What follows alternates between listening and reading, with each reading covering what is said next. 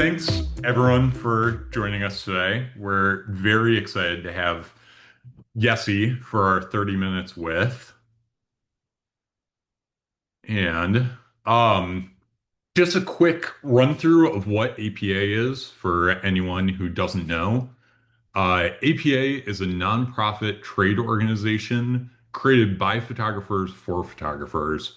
We offer business tools and inspiration, helping members build stronger, more efficient businesses. Our DC chapter is especially active. We host monthly social gatherings, educational events, portfolio reviews, and networking events. Some of our upcoming events are we have a coffee break photo book meetup, which is Saturday, November 1st. So if you're interested in attending, bring a photo book or two. It's always a good time, share photo books with each other. And then on November 4th, we have our first ever speed networking event for photographers, producers, and crew. Um, the event is already sold out, but we do have some spots left on our wait list. So definitely join the wait list if it's something you're interested in. We'll also be having a social mixer afterwards that's open to everybody. And then on November 18th, we have a virtual happy hour. And on December 4th, we have a holiday party for APA DC members.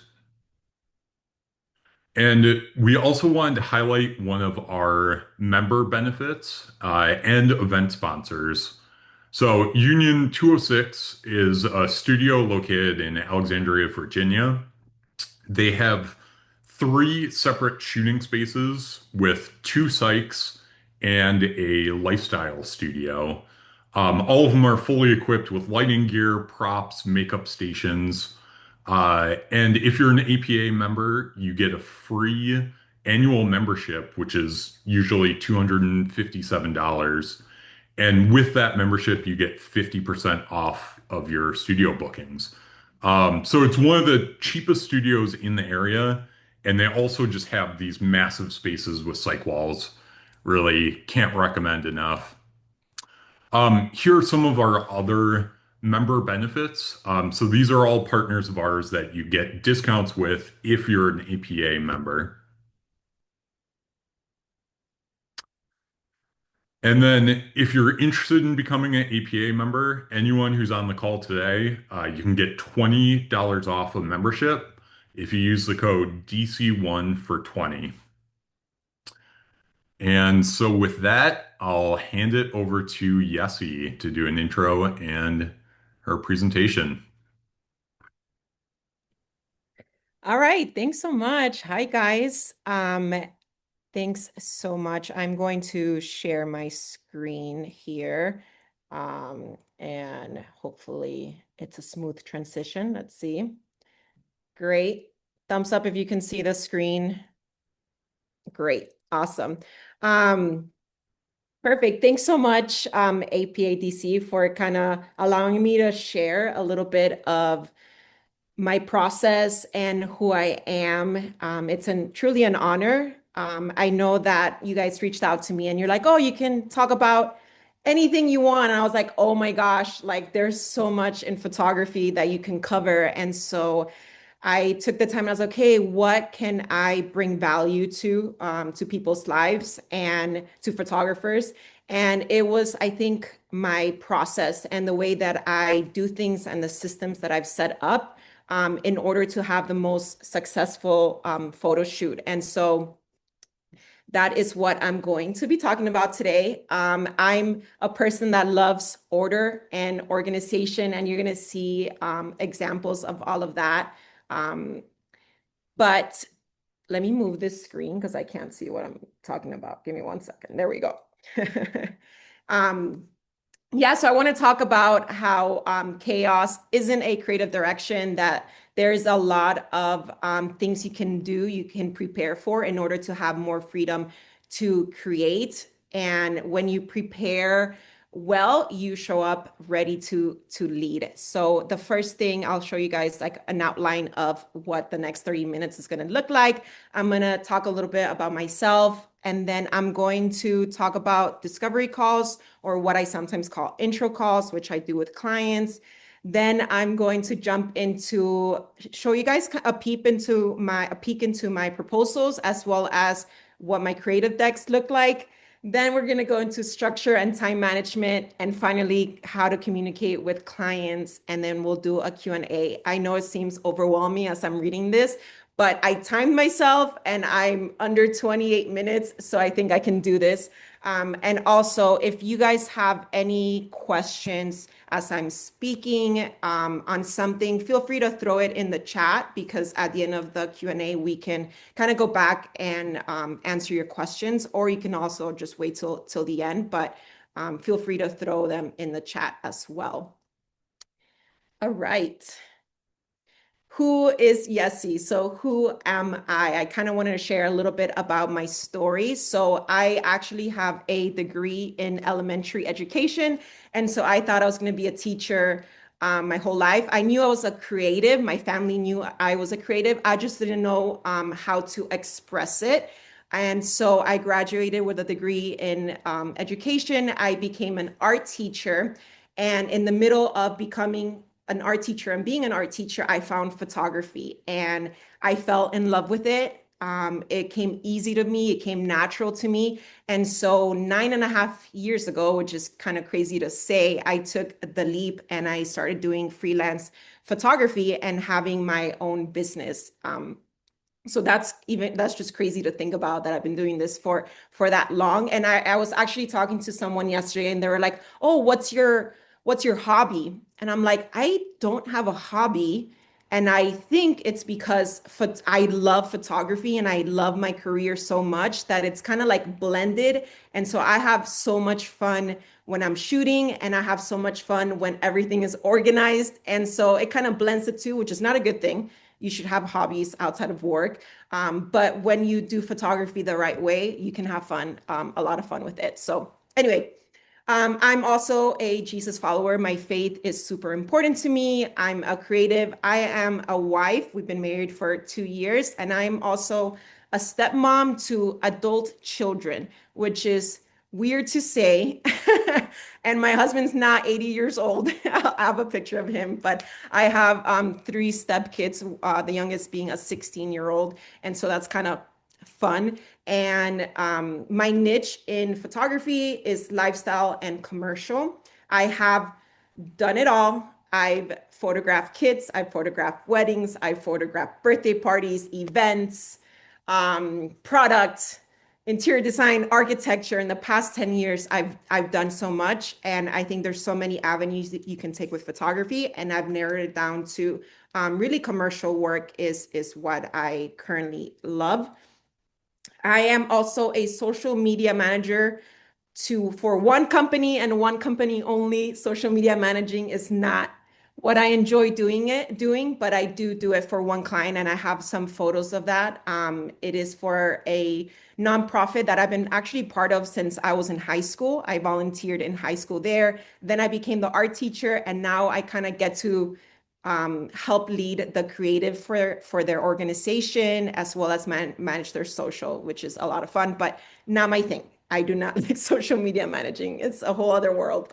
I also art direct. You can say I'm a producer. I am an adventurer at heart. I love exploring. I don't go back to the same place if I don't have to. I love coffee and I love working from coffee shops. That's one of my favorite things. Um, Miami has been my home for a lot of years, for like 27 years of my life or more. But recently, once I got married to my husband, 2.5 years ago, I moved to Northern Virginia, to the DMV area. And that is where I am today. And 2025 is the year that we're on. And I wanted to share something because you can see all of my work and see, oh my gosh, everything's so great. Like, she's so organized and everything. But I also always want to be transparent and say, like, 2025 was a hard year. It's a hard year for everyone. It's been a hard year for me personally. and professionally, and I'm just struggling. And so I wanted to be honest and open about that. So not everything is perfect. Like life is hard and photography in 2025 is hard and I'm in it, but I don't want that to discourage you. I want to encourage you and add value to your life. So hopefully this does that. Okay. Here's a quick picture. That's me at a studio locally. Why can't I think of their name right now? Oh my gosh, I'm blanking out. I'm sure you guys have seen this space, but then on the right is my young husband.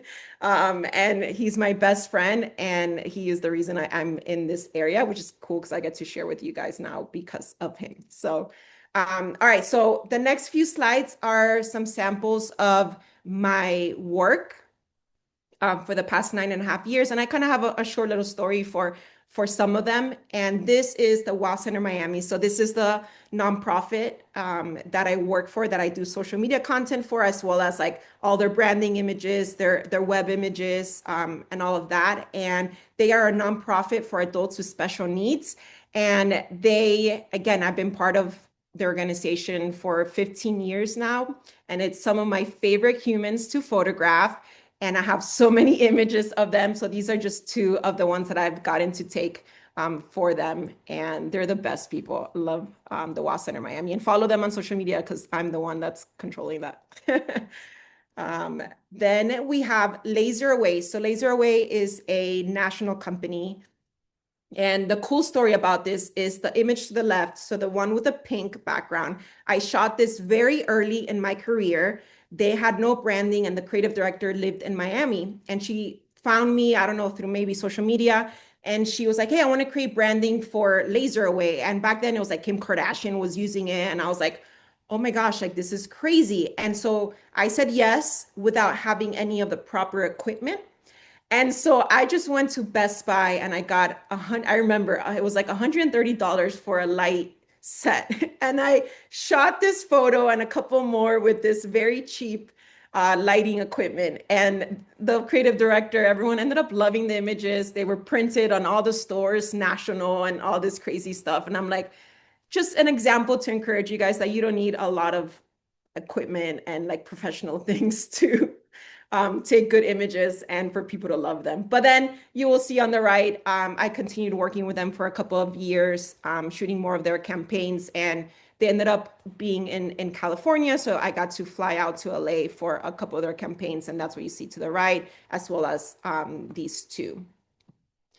Adidas. So I'm an Adidas girly. I'm not a Nike girl. I'm Adidas girly through and through, just because fun story, they are probably one of the first big clients that I had. It was maybe like a week or 2 weeks after I decided to go freelance. Adidas out of nowhere reached out to me and they said, hey, we need someone to capture behind the scene content of a tennis campaign, so an actual like photo shoot. And I was like, oh my gosh, like yes, like this is so cool being in a set and like earning my career. And I said yes, and it was so much fun. And I got paid more that day than I would have gotten paid in the 2 weeks working as an art teacher. So I was like, okay, I think I made the right decision by like doing freelance. And that's just kind of like I've gotten multiple opportunities to shoot with them. The one on the left is my most recent one with them, which was I think 2 years ago, and it was for a Messi campaign for Inter Miami, which is the Miami soccer team, and that means a lot to me because I'm originally from Argentina, born there. So to shoot um, something that had Messi on it was like kind of like amazing moment in my life. And then this one to the right was just another opportunity that I got to shoot with them. This is Fito's, it's a worldwide brand for hair products. And I wanted to show you guys just a little bit of my product photography. So I don't have much story to that, but I've shot lifestyle and product for this company. Lip Smart, not much to say except this photo on the left was used for the campaign. So, I mean, for the promotion for this. So I kind of want to share with you guys. Cosmedica, the story behind this, and I will share more about this campaign, was that there were actually a client in LA who trusted me enough to send me all the products, and I produced this whole thing in Miami. So I thought that was kind of cool, but also a lot of work. Whispering Angels, so you guys kind of see some of my commercial work as well. Wine with I did this through a social media agency. We have Arlo Sky, which is a suitcase company. Margaritaville, which is a hotel. So I've done a little bit of everything. The next two are actually like local clients. If you guys don't know, South Moon Under is based in Maryland, I want to say. And I've gotten to shoot in Miami for them as well as New York City and locally. So that's one of like my newest clients that I've been working with in the area. And this is another one, Hobo Go, or they're actually just Hobo. This Hobo Go is their sister line for more of a casual purse collection. And so I got to shoot this in Georgetown. The one on the left was in Georgetown, and this one was in a park, right? Like Arlington, I want to say it was. And then to end my portfolio, I guess, for you guys, I just want to kind of share all these images were taken locally, and all these images were taken for free as a test shoot for me to connect with other creatives in the area. So these were all collaborations with me and a makeup artist, with me and a stylist, with me and a modeling agency. You mentioned Union, Union 206. I shot this image there because of being a member.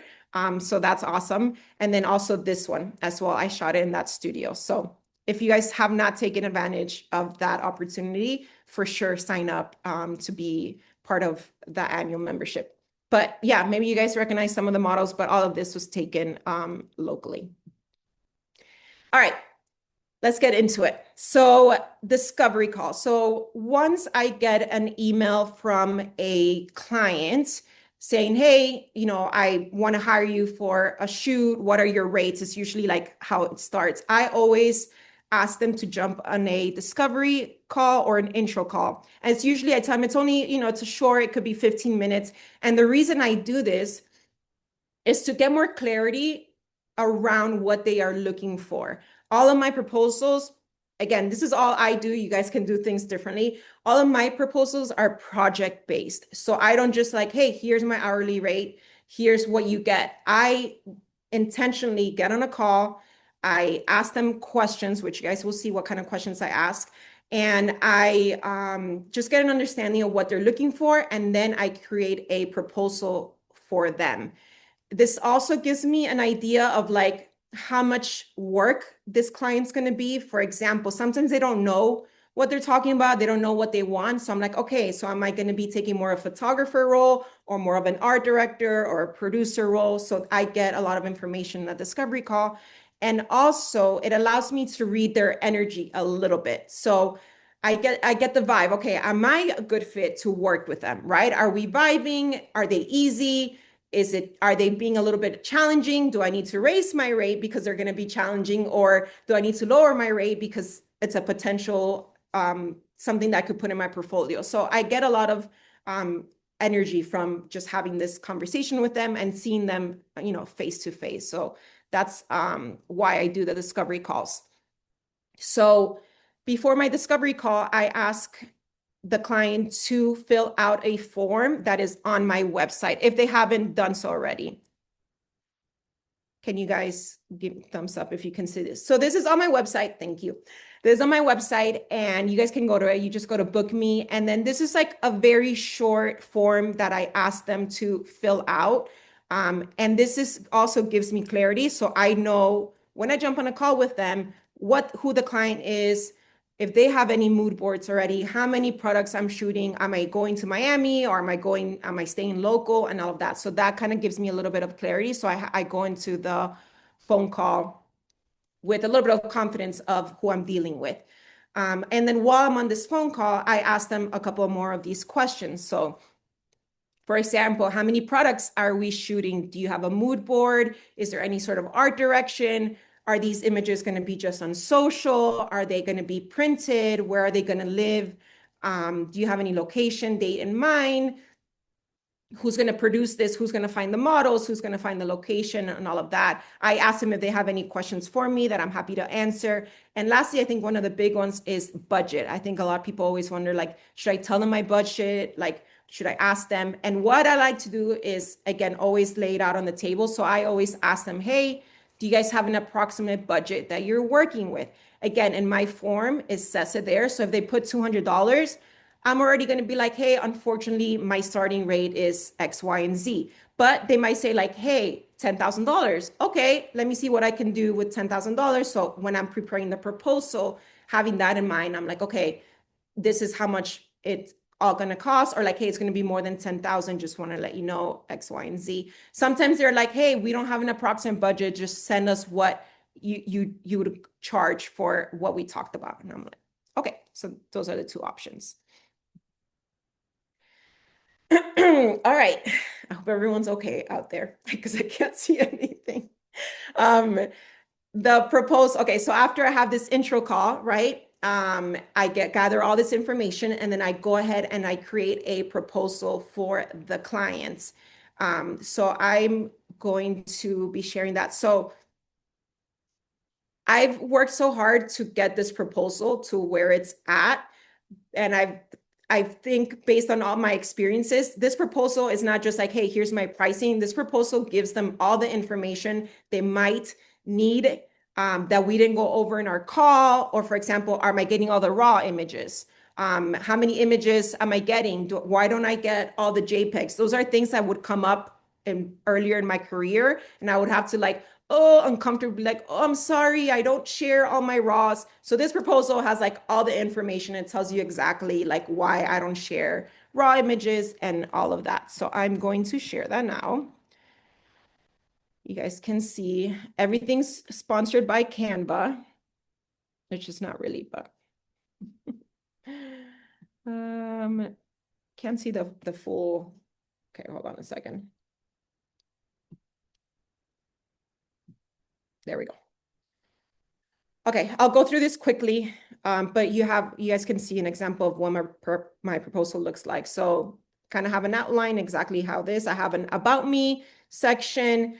I have why work with me, and these are like my main three things. I communicate, I'm creative, and I'm very, very passionate about the culture that I bring to the set. They also have a little link here to watch video of me working, which I think gives them an idea of like, okay, what kind of energy, what kind of sets she's been part of. So I think that's kind of fun to have.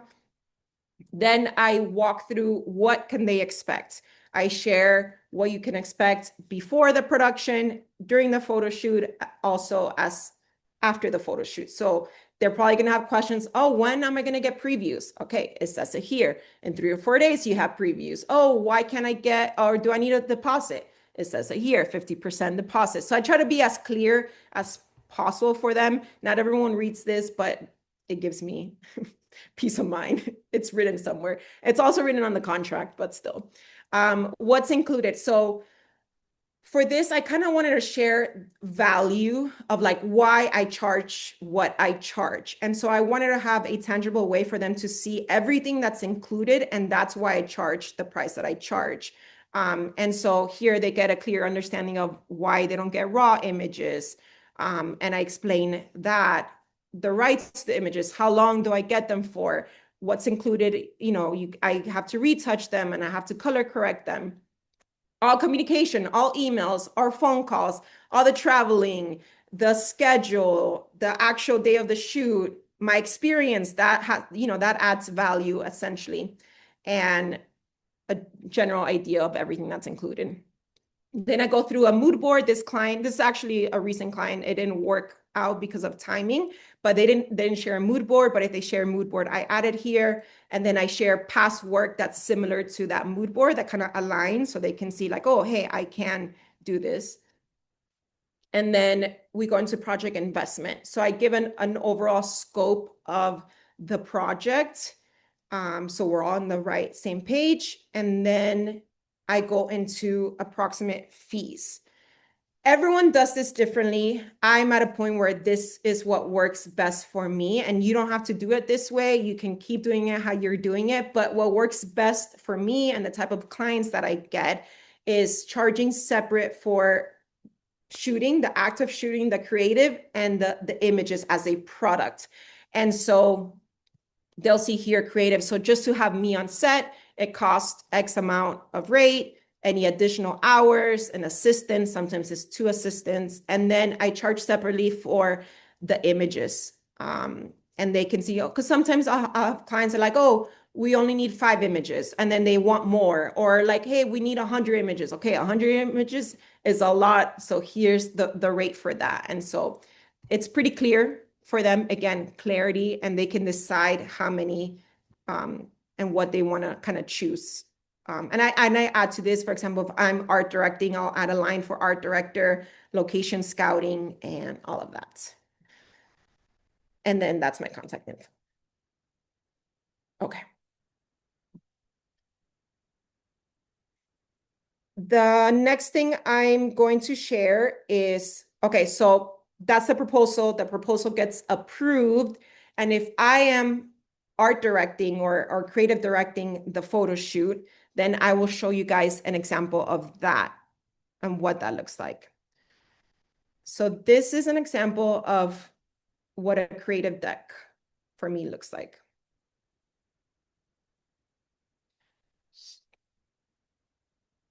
Waiting for the full, here we go. All right, so creative deck. Now this was for a creative shoot, so a test shoot, a spec shoot for a client, not for a client, for a fake client, right? So Alyssa and I, which I'm sure, I don't know if you guys are familiar, she's local, she's an amazing stylist. We connected and we're like, hey, let's come up with a spec shoot in order to pitch to clients or just to continue kind of working when like the seasons were slow. And so my creative decks usually include who's part of the team, the photographer, Alyssa, and then they have links to the work and samples of the work. This is the product that we were shooting. And their product tagline, or one of their lines, was, our focus has always been creating great tasting snacks that everyone can enjoy. And so we took that as like the main line and created a shoot around it. And this was the overall concept that we came up with. We were going to do lifestyle as well as studio on the same day. We did color combinations for the product versus the backdrop, so it gets very specific. And then we went through each one: location, couch options. Here are the 2 products we're shooting in this location. The studio's in DC, and it's one of my favorites, really affordable. I forget the name right now, but reach out to me and I can share with you guys the studio space. Here are like kind of the 2 ideas or poses we'll be doing. Location number 2 is going to be the bookshelf corner. Here are the 2 products, and here's like the idea. And so it gets very, very specific. And here's sample product shots. We talked about it's a product for everyone can enjoy, right? So we went with a young couple, a grandfather, and a mom and daughter to help tell the story. And then again, we laid out, okay, we're going to use the backdrop color with this outfit, with these 2 products, and we kind of laid it out. And these are kind of like poses so that we don't just show up, oh, let's just shoot anything. It's like, okay, let's look at the mood board. Let's pick this. Let's try that and see if it works as a starting pose. And I'll go through this quickly. We went to the grandfather. I have the photos at the end. And then mom and daughter,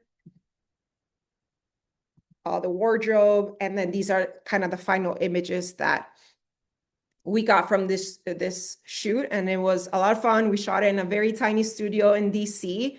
And the company actually saw them and reached out to me. They wanted to buy some, but they didn't have enough money. So, but we still got to kind of, connect, and they know we exist. So we got from it. Okay. Then the last creative deck I am going to show you is for a client that is not on set, right? So this was the latest Adidas shoot. They weren't on set. They're like, we're going to send you all the product, and kind of you have to produce it and photograph it. And so this is another way I create. Not all my decks look the same because I'm a creative and I can't commit to any visual that I really love. So this is what I sent to them. So locations, Little Hades in Miami. hey, here are all the location options. I location scouted, I took pictures with my iPhone, and then this gives them a visual, right? Like, okay, yes, I love option three, shoot there, because they're not on set. Like, I need to get all this information prior to, right? They're not so yes, we love this location. You can skip this location. And basically that's how like specific we got. So they chose some of these locations. Then I also added, hey, here are the props that we're going to be using. Do you approve? Do you not? And stuff like that. And providing visuals. Here are the final models that they chose. Hair and makeup. You want to be very specific and have visuals. Again, do you approve, client? Do you approve this makeup? Because you're not going to be on set. So yes or no kind of thing. And this was her hair too. And then I also styled it. And so I sent them all these photos as well for them to approve, and it gets very specific. And then these are kind of some of the final images that we got from all of that. So those are my creative decks. All right.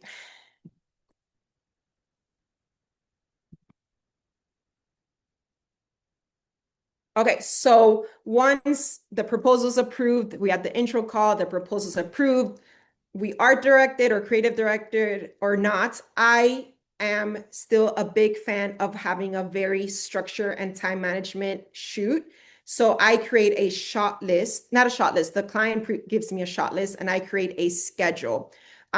These schedules are very valuable because I have, again, from experience, have walked into shoots. We have 25 items to shoot. We don't know when we're shooting, at what point. You think clients would come prepared, but not all of them come prepared. And that's why I created all of this to be able to have the most successful shoot. And at the end of the day, give the client what they're looking for, right? And so I create a very detailed shot list. It's minute by minute. I usually have my assistant like, hey, we're starting to shoot this look or this product. Start the timer. We have 10 minutes. And she starts the timer, and it just keeps us on track and also allows us to not overshoot, because sometimes you end up overshooting one product and then now you don't have time to shoot another one and stuff like that. So I'll show you guys also a sample of my latest schedule. There's nothing special about this schedule at all. This is simple, basic, and this was for South Moon Under, shot in Miami.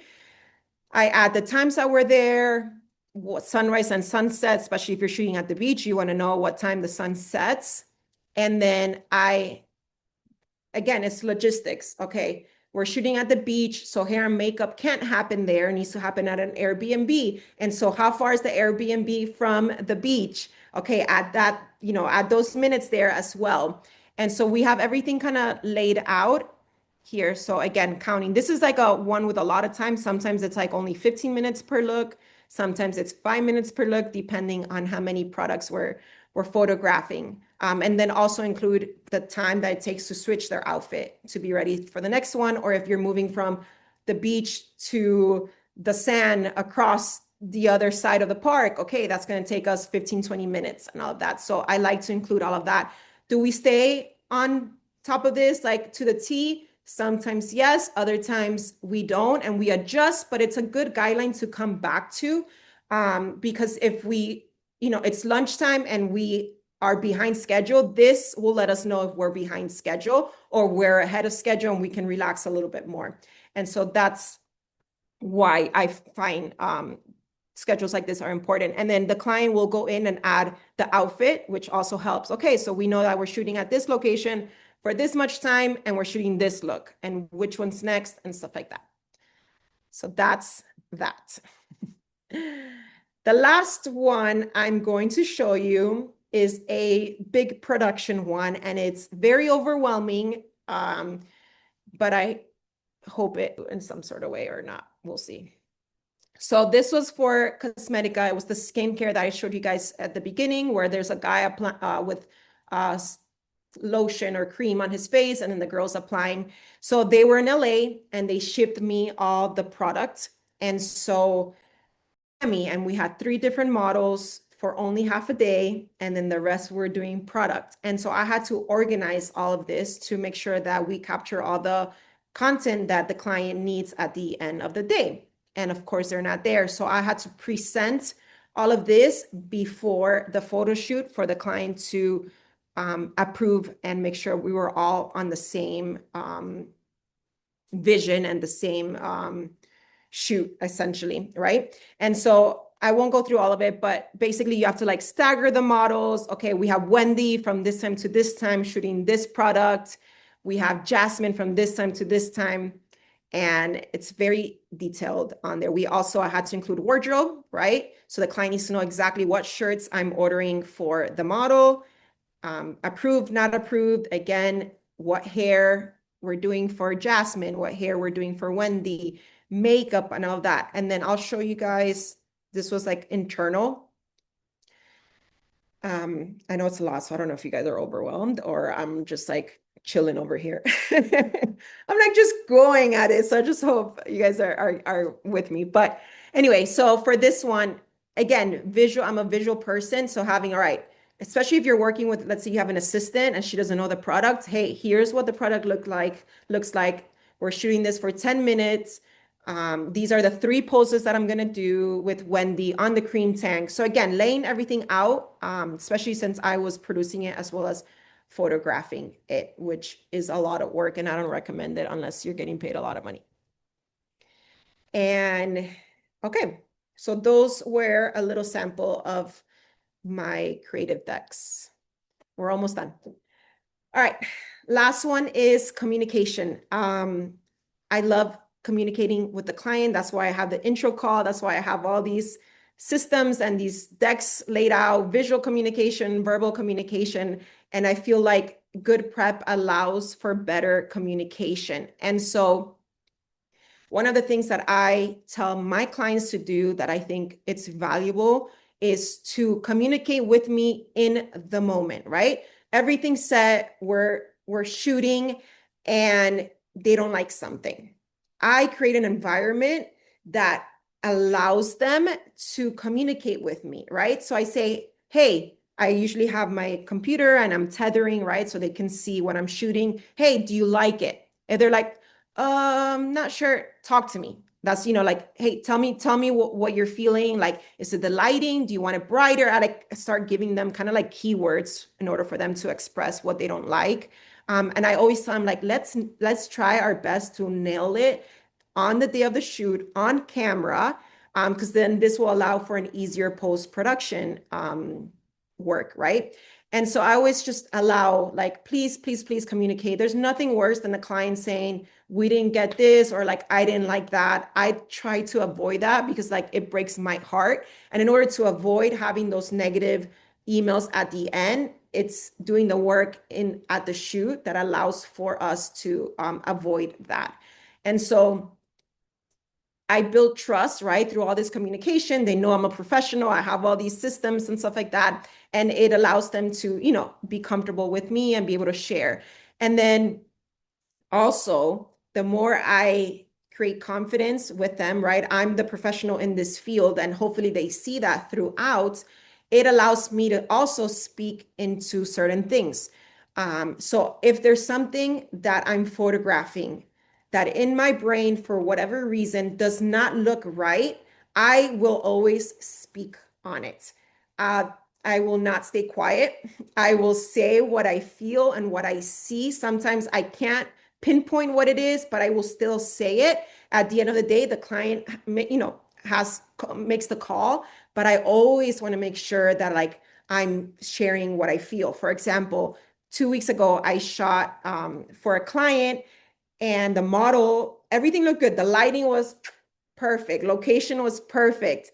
Outfit was kind of perfect. And she's standing there and I take a photo. And I'm like, this just doesn't look right to me. And so I'm like, okay, it's time for me to say something. And it was for sure the hair. The hair did not look good in my professional, viewpoint. And so I said something and I was like, hey, I think it might be the hair. I don't think the hair matches the vibe of the place or like the look. Um, it looks, I even said this, I was like, it looks a little bit like a costume, like it's giving costume. And she actually loved the hair and she decided to stick with it. She's like, I actually love the hair. And I'm like, all right. I can sleep in peace tonight knowing that I communicated that I didn't like the hair. And at the end of the day, she's the client and she decides. But again, I will always share how I feel to make sure that like my job and my responsibility is to make sure we get the best images for the client. And so I will always do my best to do that in a professional, way. The last thing I'm going to say is creating a set where everyone feels heard and respected is very, very important. So, for example, if you have an assistant or the makeup artist or someone says like, hey, like, what about if we try this? Of course, you have to limit the amount of voices that speak into it, but depends on the environment. But if there's someone throws out an idea that you don't think is the best idea, like don't ever like say no to it, like welcome it. Like you don't want to ever tell anyone that an idea is a bad idea because you never know where it can lead to. So whenever someone shares something, I'm like, okay, yeah, let's try it. Even if you're never going to use it. Hey, let's try it. Or that's great. What about we try this instead? And so there's ways to like kind of manipulate that essentially. But communicating is very, very important to me. And I think that's it. I think, yeah, questions, Q&A, or I'm not sure where it goes from here. Thanks. Thanks, Jesse. That was great and really appreciate all the detail that you went into. So yeah, we'll open it up to questions. So feel free to pop questions into the chat or raise your hand. Either way, we'll call on you so you can read out your question. Um, and just to start here, how often are you art directing? And then how do you charge for that too? Like, is that just part of your photographer's fee? Are you adding in an art direction or pre-production fee? Like, how does that work? Okay, before I answer your question, I am going to say if I don't have answers to your questions, because I'm a processor, like still ask the questions. I never want to say I have all the answers, but if I don't have an answer to a question, I'm going to get back to you and I'm going to process, or I'm going to admit I don't have an answer to your question, but I do have an answer to your question. And so how often do I art direct? I sometimes secretly art direct and I don't charge for it. Again, there's clients that don't have the budget for it. And I pride myself so much and on getting images that I'm proud of. So sometimes I like speak into things, sometimes I do extra work. Maybe I'll do a creative deck, not as like detailed as like the ones that, they're not present, they're not here, but I sometimes do the extra work. If the client, can't afford it, doesn't have that, because I don't want to waste my time. I don't want to go to a photo shoot and get crappy results just because I didn't put a little bit of effort into it. And so the ideal situation is yes. For example, if it's a national brand, if it's a worldwide brand, I ask them, hey, who's going to art direct? Do you need me to art direct? Is there someone, on your team? Which that might not even be a good person either. So you still have to kind of speak into it depending on how much you want to put into it. But I do have a line in my proposal that says art direction. And every client's different. I don't have a set cost for art direction. It also depends. Like if I've worked with this client before, I know how much work it takes, or maybe they're like an easy client and I don't have to speak into it that much. So the pricing all depends. But yes, I add it as an additional line unless there's no budget and I still want control in a good way. Then I will just leave it just photographer and like kind of speak into it. Yeah, that's great. And then how do you find clients? Like, what's your marketing look like? And are you like usually working with ad agencies or direct to client? So it's changed since moving here. So I can speak into Miami. So in Miami, at the beginning of my career, I worked with a social media agency for about 4 years, and they were my main client. So I had a retainer with them, and that was great because it taught me how to work in a fast-paced environment. It taught me the importance of schedule because you have so much to capture for this one monthly client, and so I learned a lot through there. In Miami, it was a lot of through social media and honestly, like I have in my form, like, how did you hear about me? And a lot of it was just like out of nowhere. Like, oh, I just found you. Yeah, like maybe a photo on your social. It wasn't anything like that I can pinpoint, like this is how they found me. And so in Miami, I didn't have to do a lot of marketing outside of my own social media and my own Instagram. Um, Now here in Virginia, I've had a harder time with marketing myself. And I always want to be transparent with people. I never want to say like, here's the answer to it. It's been hard here, and I'm in a slump. Like I'm not encouraged to, post reels. I'm like, is that even worth it at this point? So I don't know. In Miami, it was a lot easier. In this area for what I like to do. It's gotten a lot harder. I think I've also tried my best to connect with a lot of people in the area. So I've had a lot of coffee dates and Zoom calls with marketing people, social media agencies, with other photographers, and nothing has come from it. Again, want to be honest and stuff like that. I just think my niche is very specific to like a bigger city like New York City or Miami or LA. And so I'm in just trying to figure out in this season. Yeah. Yeah, totally understand. And I mean, yeah, DC market, I feel like the ad work that is here is much more traditional, where like you have much more of like a high energy fun. Doesn't quite fit with like some of the work that's happening here. There definitely is some though. So we have a question from Angel. Angel, if you want to unmute and ask the question, and I'll just give you a second here. Hey everybody, how are you? Hi Yesi, one of Yesi's friends, and she's actually done some photography for us here in Miami. So really glad to see her do this presentation. Excellent job. I'm curious to know, at least from earlier in your career when you kind of shifted, what are your, I guess, what are the biggest lessons that you've had, or some of the mistakes that you made that taught you the most about art directing any kind of photo shoot or streetwear? It's a good question, Angel. um, I want to say because I don't know if I can pinpoint. Okay, I've one thing I will say from everything that I've shared, I learned that what I do and how I do it is a lot of work. And I don't think people realize how much effort and time and thought I put into the work.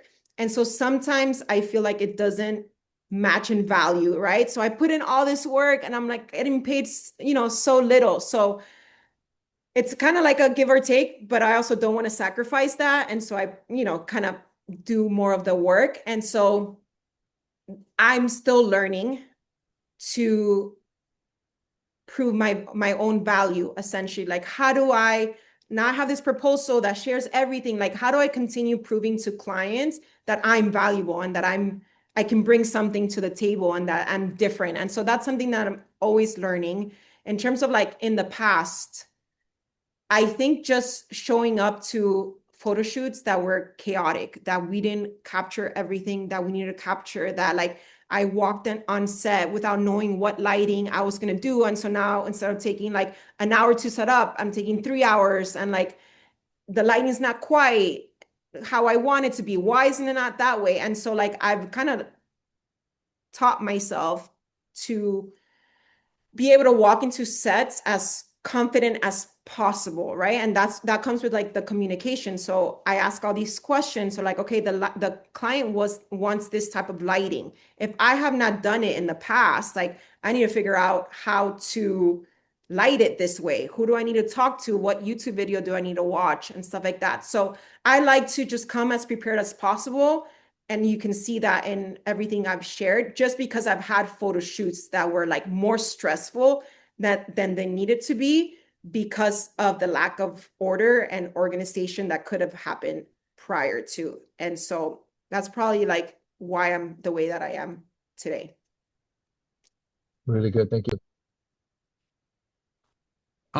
What skills would you suggest new photographers focus on to break into commercial world?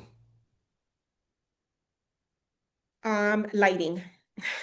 I think understanding the science of lighting can make or break. And I was just talking to my client yesterday, and I think to my husband, the power of light.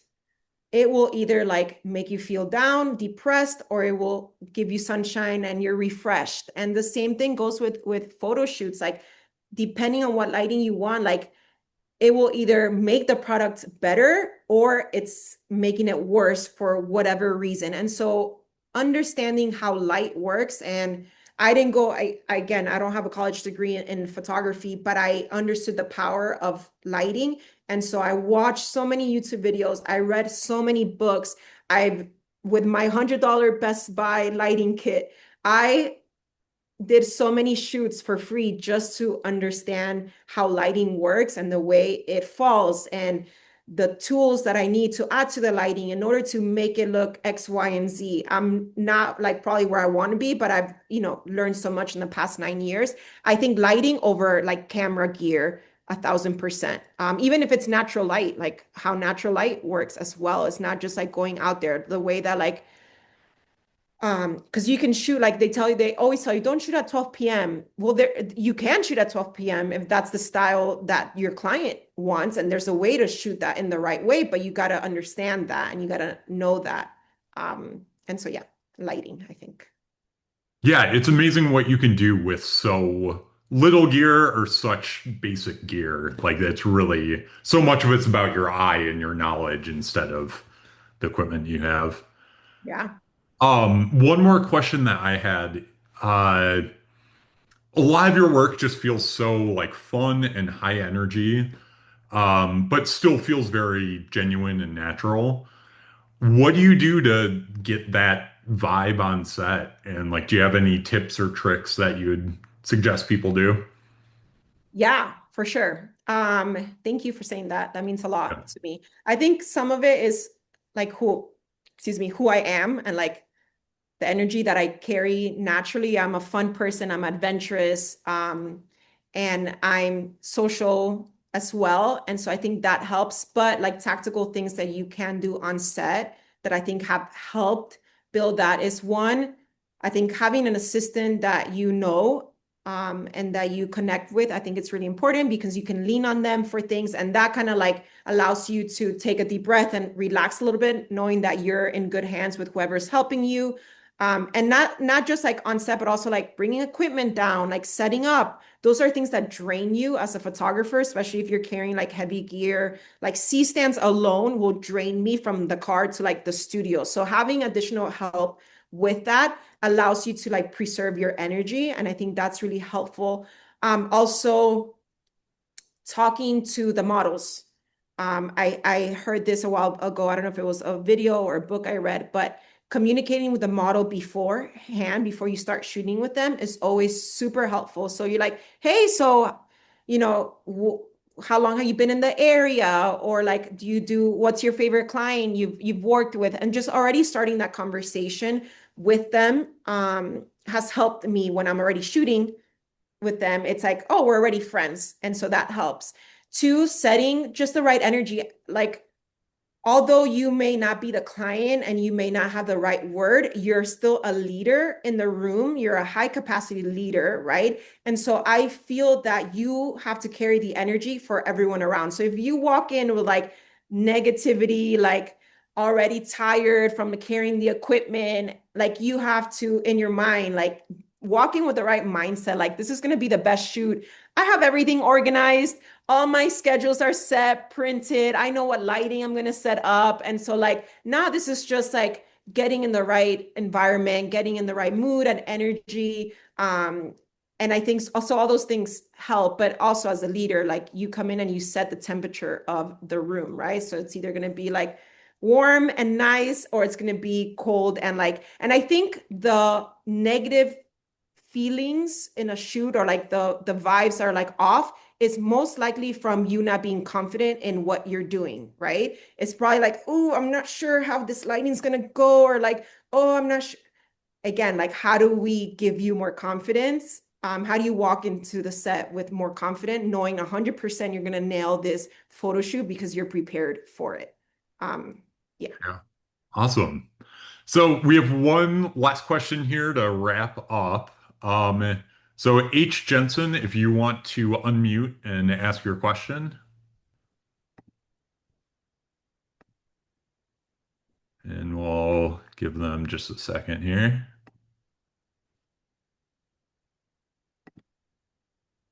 Okay, so H. Jensen's question is, what books or creators do you recommend that's helped you with lighting? Okay, so I can't tell you what YouTube video because I don't remember. But okay, wait. I think it was Creative Live. I did a couple of courses. Lara Jade is one of my favorite fashion photographers, and she has a lighting course PDF that you buy and you download. I've done that. I've done, gosh, I'm terrible. The photographer, she has curly hair. She has like a scar. I can't think of her name right now, but I've done her courses as well. You guys can email me and I can send you links to. Lindsay Adler, is that what you're Yes, talking about? yes, Okay, yeah, yeah. yes.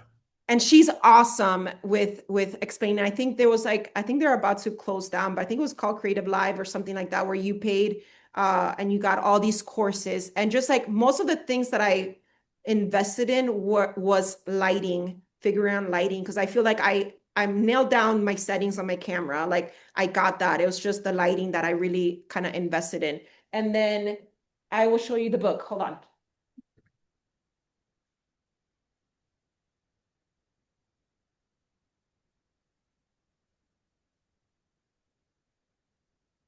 And then this is the book that helped me a lot with understanding like the science of lighting. It's called Picture Perfect Lighting. And I got this at Barnes and Nobles like a while ago, but this one helped me with like the science of lighting. But I think YouTube, I mean, YouTube is such a powerful tool nowadays. Like you can just search lighting and you can search specific like commercial lighting or like moody lighting. And there's so many free resources for us. So I would take advantage of that. Yeah. Awesome. Well, yeah, Yesi, thanks so much for doing the presentation. Really appreciate how open and how much work you put into sharing everything that you did with us. Um, and thanks to everyone who attended. If you're interested in attending any other events, please look at apadc.com. We always have all our events up there, or you can check out our social. And yeah, hope to see you guys soon. Thank you guys.